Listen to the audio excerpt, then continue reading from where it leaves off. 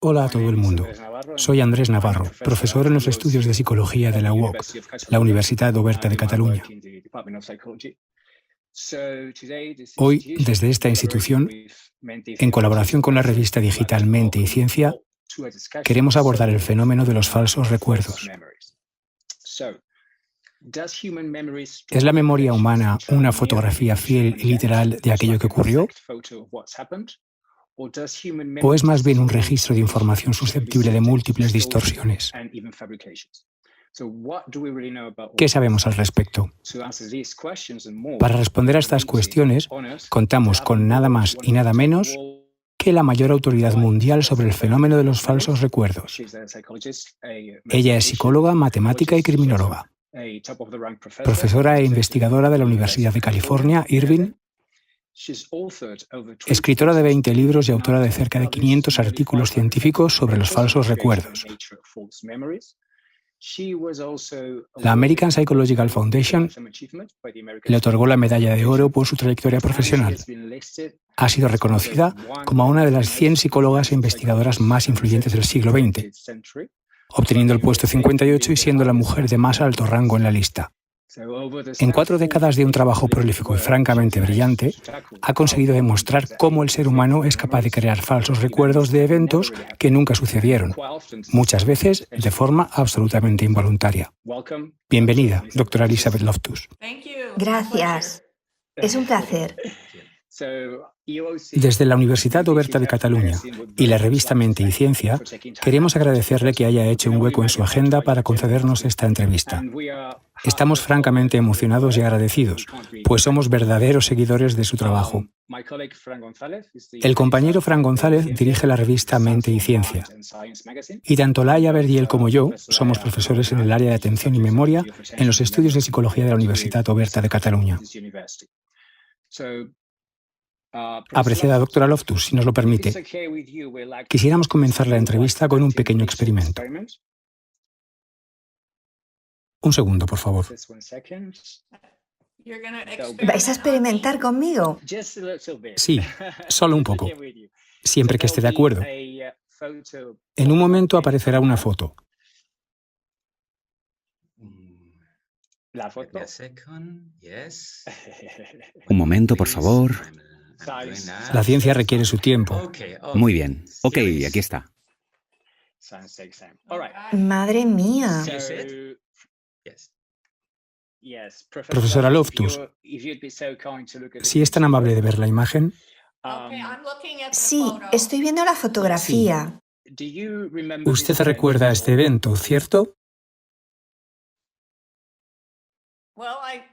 Bueno, me puedo ver a mí, aquí estoy, pero ¿dónde es?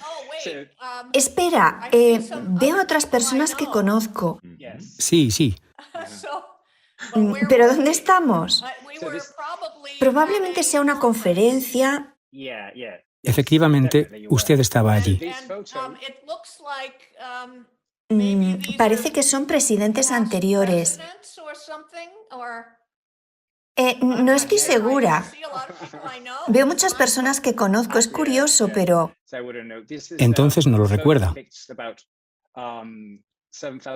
Al evento acudieron cerca de 7.500 psicoterapeutas de más de 50 países. Se trata de la conferencia sobre la evolución de la psicoterapia, ¿lo recuerda? En 2017. De eso ya hace algún tiempo. Usted aparece en la primera fila. Usted es la tercera persona contando desde la derecha, y en la fila de arriba, el tercer hombre comenzando por la derecha es el profesor Ernest Rossi. ¿Recuerda de qué hablaron?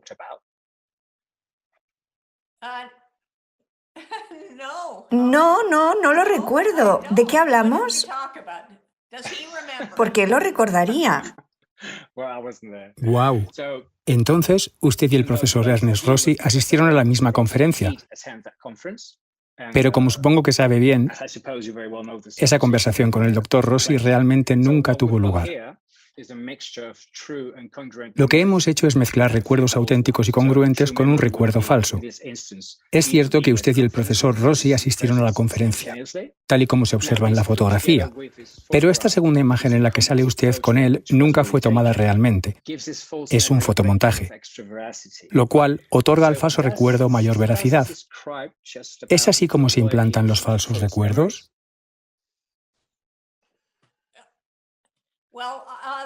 Bueno, ha sido fascinante. Tal vez podrían haberlo llevado más lejos y someterme a un poco más de presión, haciéndome recordar una conversación que nunca ocurrió. Lo que es interesante de vuestro experimento es que esta es precisamente una de las formas en las que se pueden implantar recuerdos, empleando fotografías manipuladas. La habilidad para manipular fotografías hoy en día está al alcance de cualquiera.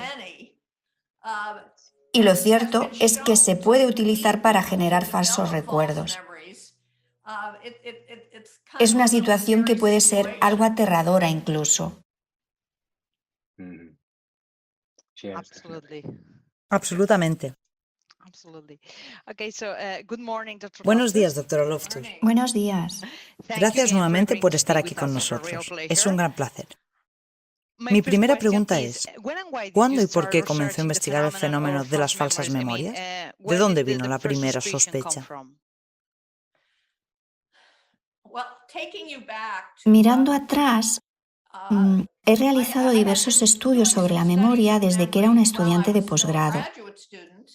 Trabajé con mi profesor en Stanford en algunos estudios sobre la memoria, pero después de doctorarme y al comenzar a impartir clases en la universidad, quise estudiar la memoria desde un enfoque con mayor aplicabilidad práctica que los estudios originales que realicé. Luego me enfoqué en el estudio de la memoria tanto en crímenes como en accidentes de tráfico. Precisamente porque son habituales los testimonios oculares en juicios cuando los testigos presentan sus recuerdos de crímenes y de accidentes. Comencé a realizar estudios iniciales sobre preguntas sugerentes o tendenciosas. Por ejemplo, ¿cómo puedes formular una pregunta sugerente a un testigo que ha visto un accidente y cómo esas preguntas tendenciosas pueden manipular el testimonio del testigo? Si formulas una pregunta como ¿a qué velocidad iban los vehículos cuando se estrellaron?, los testigos tienden a realizar una estimación de velocidad superior que si la pregunta lleva un verbo más neutral, como ¿a qué velocidad iban los vehículos cuando se chocaron? Entonces comencé a percatarme de que lo que estas preguntas hacían era sugerir implícitamente respuestas, pero esta no era la única forma de sugestión y comencé a investigar otras. ¿Qué pasa cuando los testigos hablan entre sí? Si mencionan detalles erróneos, pueden contaminar la memoria. Esos fueron mis primeros estudios sobre la contaminación de la memoria y ahí fue cuando comencé a investigar los falsos recuerdos. Estoy trabajando en el mundo de la psicología forense. Quisiera dar las gracias por su contribución en la materia, ya que su investigación es muy importante en nuestro campo. Mi segunda pregunta es, algunos de sus grandes logros se desarrollaron en el ámbito judicial, tal y como ya he mencionado. ¿Cómo se puede manipular la memoria de un testigo en un interrogatorio policial o en una audiencia judicial? Generalmente, el problema se presenta antes del procedimiento judicial, cuando los testigos hablan entre sí en la propia escena. Y también sucede cuando los testigos son interrogados por un investigador que ya se ha formado una hipótesis y que comunica su hipótesis a las personas entrevistadas, incluso sin darse cuenta, revelando con ello detalles que el propio testigo no ha mencionado. Entonces se produce un modelado del recuerdo y la distorsión de la memoria. Puede, por tanto, suceder antes incluso de que alguien llegue a la instancia judicial, porque cuando empieza el juicio, todo el mundo está observando. Ahí es un poco más difícil manipular la memoria y puede evidenciarse si alguien está formulando una pregunta tendenciosa o haciendo algo que resulte un tanto impropio. Pero realmente nadie está observando cuando se está tomando declaración a estos testigos antes incluso de llegar al juicio o cuando están en los despachos de los abogados que les ayudan a prepararse para testificar. Ni tan siquiera tenemos acceso a esa información. Son datos protegidos. Muy, muy interesante. A lo largo de su carrera, ¿cuál ha sido el caso judicial que más le ha sorprendido por la influencia de las falsas memorias? Hay muchísimos falsos recuerdos en esa colección de casos, pero cuando fui invitada a Escocia a realizar una charla TED hace algunos años, yo quería hablar sobre un caso que fuera significativo e importante para mí y ilustrar de esta manera el daño que los falsos recuerdos pueden llegar a ocasionar. En aquel momento, escogí el caso de un hombre llamado Steve Tiders. Trabajaba como encargado en un restaurante y se había prometido para casarse. Llevaba una vida feliz cuando de repente fue arrestado por una sospecha de violación. Una víctima de violación identificó a Steve como su agresor y, para su sorpresa, fue condenado. Él insistía en que era inocente y su vida instantáneamente se hizo añicos. Entonces, un periodista se interesó en el caso de Steve y realizó su propia investigación, llegando a encontrar al verdadero violador. Aunque Steve salió en libertad, quedó tan perturbado por los hechos que perdió su trabajo y perdió también a su prometida. Decidió demandar a la policía y a todas aquellas personas que consideró responsables de su acusación y de su encarcelamiento. Y entonces, cuando estaba a punto de defender su demanda civil, murió. Solo 5 días antes de que comenzara el proceso judicial. Tuvo un ataque al corazón con tan solo 35 años con motivo del estrés que sufría. Este es uno de los casos más tristes y lo elegí porque muestra lo estresante que puede llegar a ser que te acusen, que te enjuicien y te sentencien erróneamente por un crimen horrible que tú no cometiste. Exactamente, eso es algo muy llamativo. Es un caso impresionante. Sabemos que con algunas personas es difícil obtener un buen testimonio, por ejemplo, en el caso de menores de edad o personas con discapacidad intelectual. ¿Qué tipo de entrevistas son las más efectivas para personas con estas características? Gran parte de mi trabajo lo realizo con personas adultas, sin discapacidad, estudiando cómo pueden ser contaminados sus recuerdos. Cuando se trata de casos relacionados con niños, los derivo a otros psicólogos, especialmente cuando son niños muy pequeños. He realizado algunos estudios en colaboración con algunos de los mayores expertos en testimonio infantil. Además, circulan diversas guías publicadas sobre cómo no alterar o manipular el testimonio de los niños.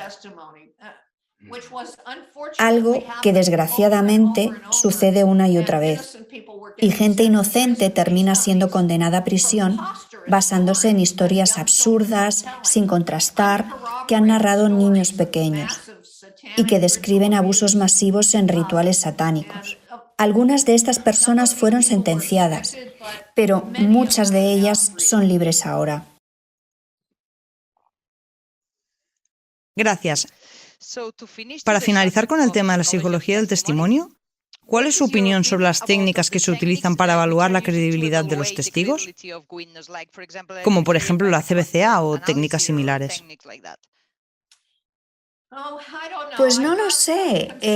Tengo ciertas inquietudes sobre esta cuestión y te diré por qué.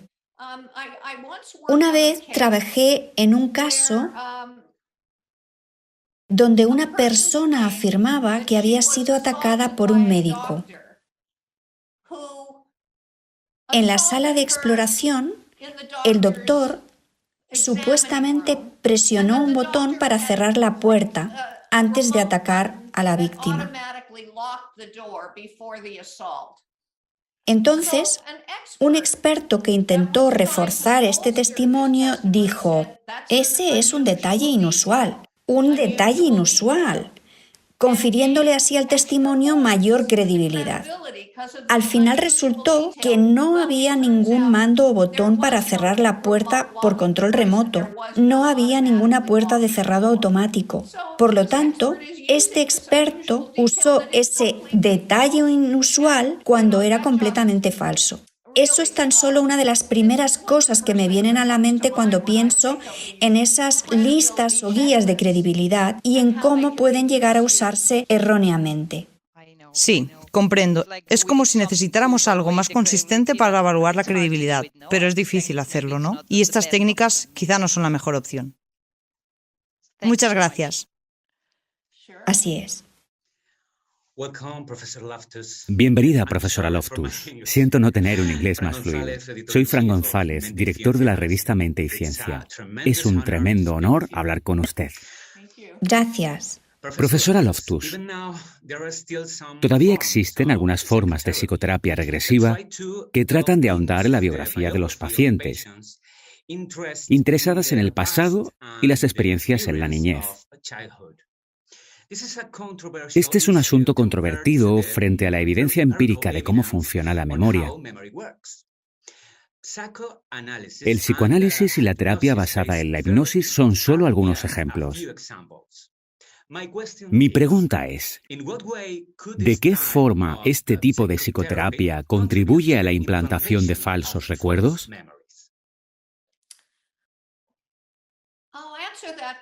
Respondo a tu pregunta contándote el tipo de escenario que yo he visto repetirse una y otra vez en los casos por los que he sido consultada. La paciente asiste a terapia, tal vez padece depresión, tal vez sufre ansiedad o tal vez tiene un desorden alimenticio. Ella expone esto ante un terapeuta y este le dice algo como: en mi experiencia clínica, muchos pacientes que padecen estos síntomas han sido de hecho abusados en la infancia. Tal vez algo similar te pasó a ti. E incluso cuando la paciente niega cualquier antecedente de abuso sexual infantil, el terapeuta le informa de que los recuerdos tal vez estén ahí, que quizá estén reprimidos y que necesitan ser desenterrados con el fin de curar a la paciente de esos síntomas problemáticos. Y ahí comienzan una serie de procedimientos, como una sesión de imaginación guiada, una interpretación sexual de los sueños o a veces sesiones de hipnosis. Y resulta que este tipo de técnicas están asociadas con la implantación de falsos recuerdos. Algunos clínicos utilizan terapias como estas, que no solo no ayudan al paciente, sino que le generan un nuevo problema. Ahora tiene una colección de recuerdos traumáticos que yo pongo entre comillas por hechos que realmente nunca sucedieron. Si los recuerdos reprimidos son recuerdos nuevos y no recuerdos desbloqueados, ¿son los recuerdos reprimidos un mito? Bien, la idea de los recuerdos reprimidos es una creencia que sostiene que puedes tener toda una colección de traumas horribles y hacerlos desaparecer dentro del inconsciente, separándolos del resto de la vida mental por un proceso que va más allá del fenómeno del olvido y de la recuperación de los recuerdos. Según esta creencia, puedes derribar ese muro de represión para ser consciente de todos los traumas. Pero esa idea de represión masiva no ha conseguido ningún tipo de soporte de apoyo científico creíble. Esto es por lo que el Dr. Richard McNally, un psicólogo clínico y prominente investigador en Harvard, ha denominado la represión como un folclore.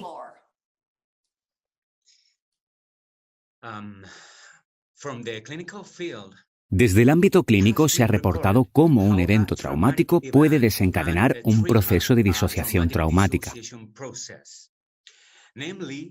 La construcción involuntaria de una narrativa alternativa para tolerar una realidad inasumible y de origen traumático. ¿Qué opinión le merece este fenómeno? Todo lo que pido es que, como sea que quieran llamarlo, como sea que quieran etiquetarlo, con cualquier nombre que quieran describirlo, mostradme la evidencia científica.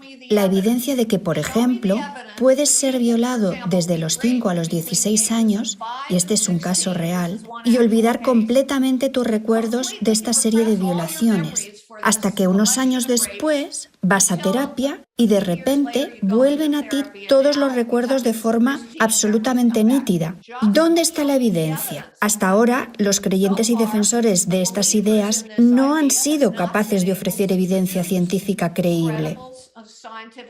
Entonces, mi criterio es que hasta que no podamos disponer de esta evidencia, no deberíamos encerrar a personas en prisión basándonos en esta clase de teorías sin fundamento alguno. En los últimos años se han popularizado los seminarios y cursos de formación sobre la terapia EMDR para la intervención y los casos de estrés postraumático, así como en otros desórdenes.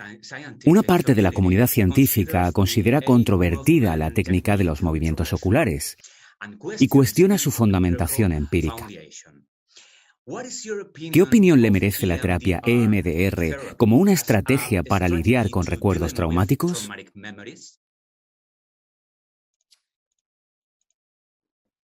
Es cierto que el EMDR ha sido objeto de ciertos ensayos clínicos y se ha reportado que puede ser una técnica efectiva para hacer sentir mejor a algunas personas. Por lo tanto, algún elemento de este tratamiento se ha mostrado efectivo en algunos estudios para hacer sentir mejor a la gente. Pero la pregunta es el qué.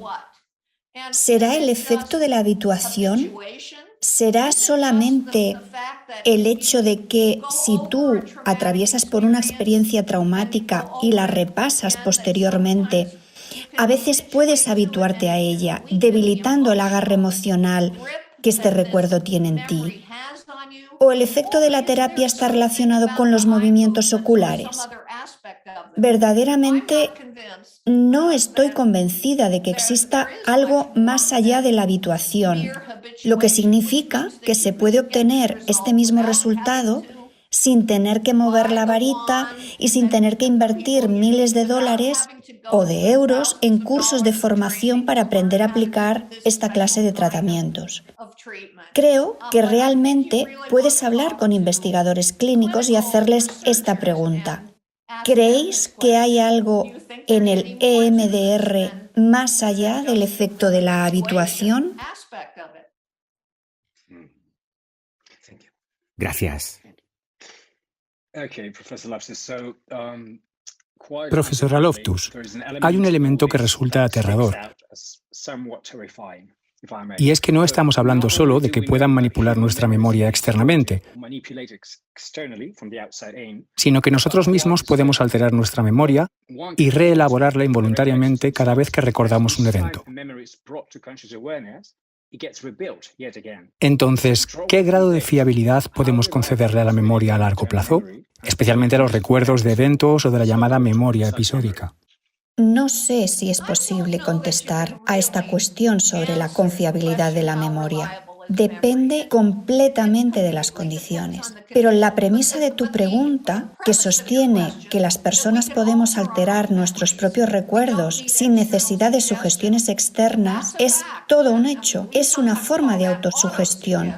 Cuando tú te sugieres cosas a ti mismo, de forma natural, mezcla los recuerdos sobre hechos vividos con escenarios que podrían haber ocurrido o no.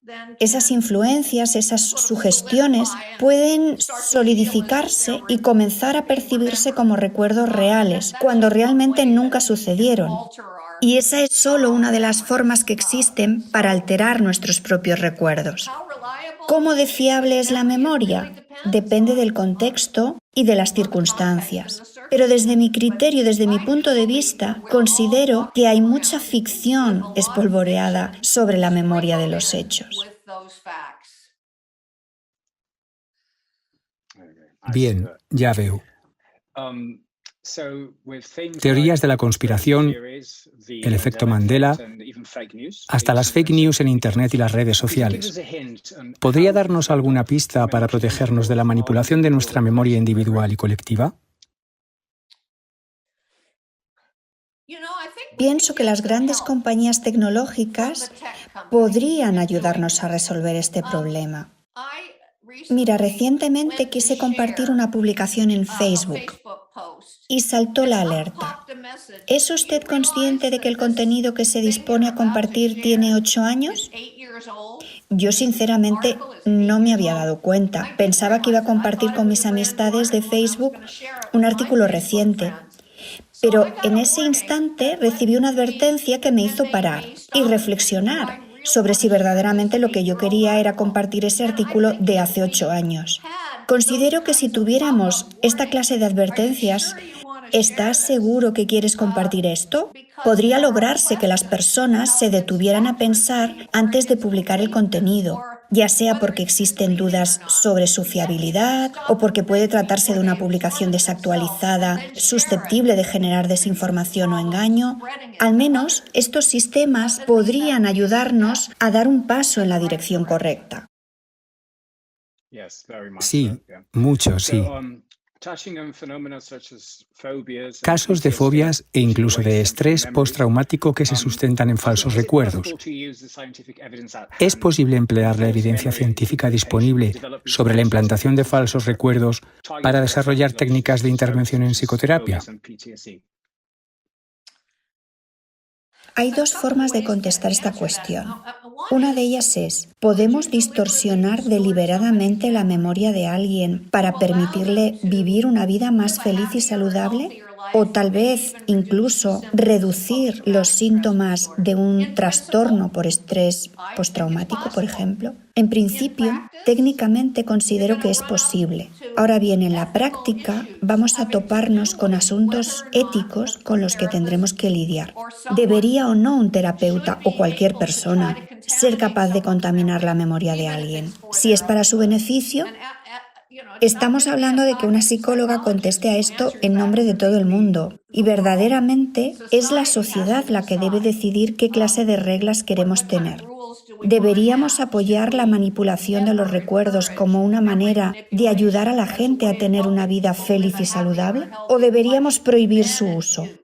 Yo creo que como sociedad hay mucho espacio para la discusión en este ámbito. Personalmente siento que a mí no me importaría albergar un poco de ficción en mi memoria, si así pudiera sentirme más feliz y más saludable. Pero claro, yo ya sé cuánta ficción tenemos en la memoria. En su experta opinión, pensando en lo que está por venir, ¿qué líneas de investigación en memoria humana cree que nos deparará el siglo XXI? Lo que creo que podrá suceder en el futuro es una fusión entre la tecnología y la implantación de falsos recuerdos. En los estudios y, por tanto, potencialmente en el mundo real, observamos que los fotomontajes o las fotografías manipuladas son formas de contaminar la memoria. Alterar fotografías, como hemos visto, es algo bastante fácil de hacer. Con la tecnología incluso más sofisticada, como los deepfakes, es posible crear vídeos donde aparentemente cualquier persona pueda decir o pueda hacer todo aquello que tú quieras que diga o que haga, aunque estas personas nunca dijeran o hicieran estas cosas. Este va a ser el sistema más sofisticado para implantar falsos recuerdos. Y entonces tendremos que desarrollar algunos mecanismos para protegernos de los peligros de esta tecnología de vanguardia. Estamos concluyendo y quisiéramos aprovechar la oportunidad de este encuentro para reflexionar sobre los aspectos más personales y humanos que han enmarcado su brillante carrera profesional en estas décadas. ¿Qué es aquello por lo que le gustaría ser recordada en el mundo académico y científico? De lo que más orgullosa me siento no es realmente de ningún estudio en concreto, en particular, sino del conjunto de investigaciones que han logrado demostrar la naturaleza maleable de la memoria y de todos esos trabajos que han explorado diferentes dimensiones de la maleabilidad de la memoria. ¿Quién es más susceptible a la manipulación? ¿Cuáles son las condiciones que llevan a las personas a ser más fácilmente contaminadas? ¿O qué es lo que les permite resistir esta sugestión? Y además y sobre todo, la aplicabilidad de estas investigaciones. Cómo estos descubrimientos se pueden llevar a verdaderas situaciones cotidianas del mundo real. Casos jurídicos en los que personas inocentes han sido acusadas erróneamente y que se han beneficiado de este conjunto de investigaciones. Bien, profesora Loftus, a propósito de un asunto de máxima actualidad en la sociedad de hoy en día, ¿podría decirnos cómo el hecho de ser mujer en un terreno antaño dominado casi en exclusiva por los hombres ha podido influir en su carrera? El mundo de la psicología es muy diferente ahora. Cuando yo estudié mi posgrado, había una profesora titular en Stanford, una única mujer como profesora. Sin embargo, en la actualidad, hay muchas profesoras titulares que son mujeres y encontramos a muchas mujeres accediendo al ámbito de la psicología. De hecho, tal vez predominen incluso las mujeres en la especialidad de psicología. Sobre este tema, es cierto que en el camino he tenido algunas experiencias desagradables. La típica situación cuando tú dices algo en una junta y el resto de personas lo ignoran, hasta que llega algún profesor hombre que dice exactamente lo mismo que tú. Y ahora, de repente, es una gran idea. He vivido esa clase de experiencias y me resulta muy irritante. Y eso aún sigue pasando.